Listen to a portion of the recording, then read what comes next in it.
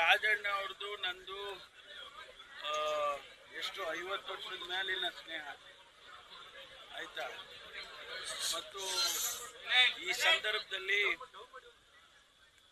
ನಾವೆಲ್ಲ ಒಟ್ಟಿಗೆ ರಾಜಕಾರಣ ಮಾಡ್ತಕ್ಕಂಥದ್ದು ಮತ್ತು ಪಕ್ಷವನ್ನ ಸದೃಢ ಮಾಡಿ 2028ಕ್ಕೆ ಅಧಿಕಾರಕ್ಕೆ ತರೋದಕ್ಕೆ ಎಲ್ಲ ಪ್ರಯತ್ನಗಳನ್ನ ಮಾಡಬೇಕು ಅಂತಕ್ಕಂಥದ್ದು.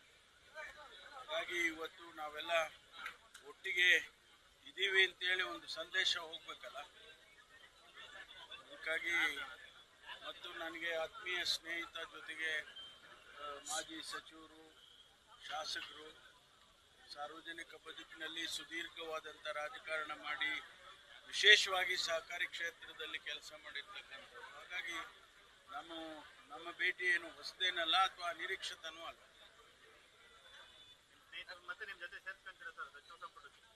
ಪ್ರಯತ್ನ ಮಾಡ್ತಾ ಇದ್ದೀನಿ. ಯಾವಾಗಲೂ ವಿಶ್ವಾಸ ಇಟ್ಕೊಂಡೇ ಮಾಡೋದಲ್ವಾ. ಪ್ರಯತ್ನ ಮಾಡುವಾಗ ವಿಶ್ವಾಸ ಇಲ್ಲದೆ ಪ್ರಯತ್ನ ಮಾಡ್ತಾರ ಇರೋದು. ಪ್ರಯತ್ನ ಮಾಡುವಾಗ ವಿಶ್ವಾಸದಿಂದಾನೇ ಮಾಡೋದು. ಸಿಎಂ ಅವರು ಅವರ ಖಾಸಗಿ ಭೇಟಿ, ಅವರು ನೊಣವಿನಕೆರೆ ಮಠಕ್ಕೆ ಭೇಟಿ ಕೊಡ್ತಾ ಇದ್ದಾರೆ. ಅದು ಅವರ ಖಾಸಗಿ ಭೇಟಿ ಆದ್ರಿಂದ ನಾನು ಹೋಗ್ತಾ ಇಲ್ಲ.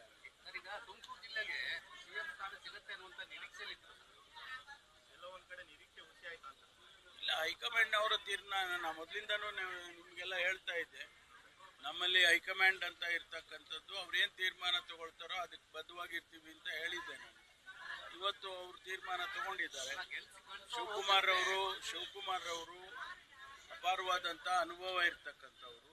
ಅವರು ಉಪಮುಖ್ಯಮಂತ್ರಿಗಳಾಗಿದ್ದರು, ಪ್ರದೇಶ ಕಾಂಗ್ರೆಸ್ ಸಮಿತಿ ಅಧ್ಯಕ್ಷರಾಗಿದ್ದರು.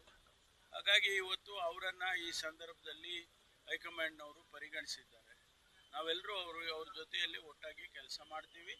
ಮತ್ತು ನಾವೇನು ಭರವಸೆ ಕೊಟ್ಟಿದ್ದು ಪ್ರಣಾಳಿಕೆಯಲ್ಲಿ ಒಳ್ಳೆ ಆಡಳಿತ ಕೊಡ್ತೀವಿ, ಜೊತೆಗೆ ನಾವು ಎಲ್ಲ ಭರವಸೆಗಳನ್ನು ಈಡೇರಿಸ್ತೀವಿ ಅಂತ ಹೇಳಿದ್ದು, ಆ ದಿಕ್ಕಿನಲ್ಲಿ ಕೆಲಸ ಮಾಡ್ತೀವಿ.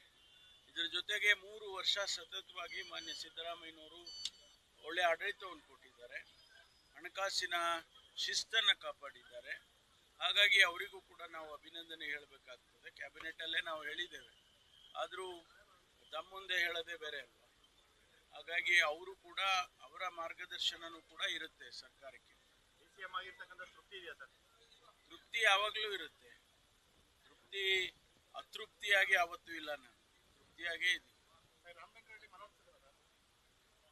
ಮಾನ್ಯ ಮುಖ್ಯಮಂತ್ರಿಗಳು ರಾತ್ರಿ ಭೇಟಿ ಮಾಡಿದ್ದಾರೆ, ಅವರಿಗೆ ಮನವೊಲಿಸೋ ಪ್ರಯತ್ನ ಮಾಡಿದ್ದಾರೆ. ಅವರಿಬ್ಬರ ಮಧ್ಯೆ ಏನು ಚರ್ಚೆ ನಡೀತು ಅದು ನಮ್ಮ ಗಮನದಲ್ಲಿಲ್ಲ.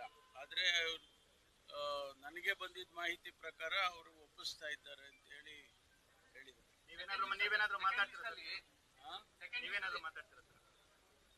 ಅಲ್ಲ, ನಾನು ಅವಶ್ಯಕತೆ ಬಿದ್ದರೆ ನಾನು ಮಾತಾಡ್ತೀನಿ. ಪ್ರಯತ್ನ ಮಾಡ್ತಾ ಇದ್ದೀವಿ.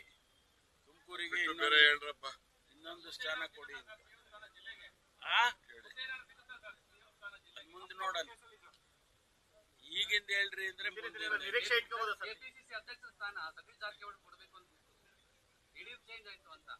ಇಲ್ಲ, ಆ ರೀತಿ ಏನಿಲ್ಲ. ಆ ರೀತಿ ಯಾರಿಗೂ ಕೊಡ್ಬೇಕಾಗಿತ್ತು, ಕೊಡ್ತೀವಿ ಅಂತ ಯಾರು ಭರವಸೆ ಕೊಟ್ಟಿದ್ದಿಲ್ಲ. ಅವರು ಕನ್ಸಿಡರೇಷನ್ ನಲ್ಲಿ ಇದೆಲ್ಲ ಎಕ್ಸರ್ಸೈಸ್ ನಡೆಯುವಾಗ ತಾರ ಹೆಸರುಗಳು ಬರ್ತಾ ಇರ್ತಾವಲ್ಲ. ಕಂದಾಯ ಖಾತೆ ನೀವೇ ಕೇಳಿದ್ದ, ಹೈಕಮಾಂಡ್ ಏನ್ ವ್ಯತ್ಯಾಸ ಆಗೋದಿದೆ ನೋಡಿ. ಕಂದಾಯ ಇಲಾಖೆಯನ್ನ ಹೈಕಮಾಂಡ್ನವರು, ಮುಖ್ಯಮಂತ್ರಿಗಳು ಎಲ್ಲ ಸೇರಿ ಚರ್ಚೆ ಮಾಡಿ, ನಮ್ಮ AICC ಅಧ್ಯಕ್ಷರು ಸನ್ಮಾನ್ಯ ಖರ್ಗೆ ಅವರು ನಮ್ಮ ರಾಜ್ಯದವರಾದ್ರಿಂದ ಅವ್ರಿಗೆಲ್ಲ ಗೊತ್ತಿದೆ. ಹಾಗಾಗಿ ಅವ್ರಿಗೆ ಯಾವ ಖಾತೆ ಯಾರಿಗೆ ಕೊಡಬೇಕು ಅಂತ ಅವ್ರು ತೀರ್ಮಾನ ಮಾಡಿದ್ದಾರೆ.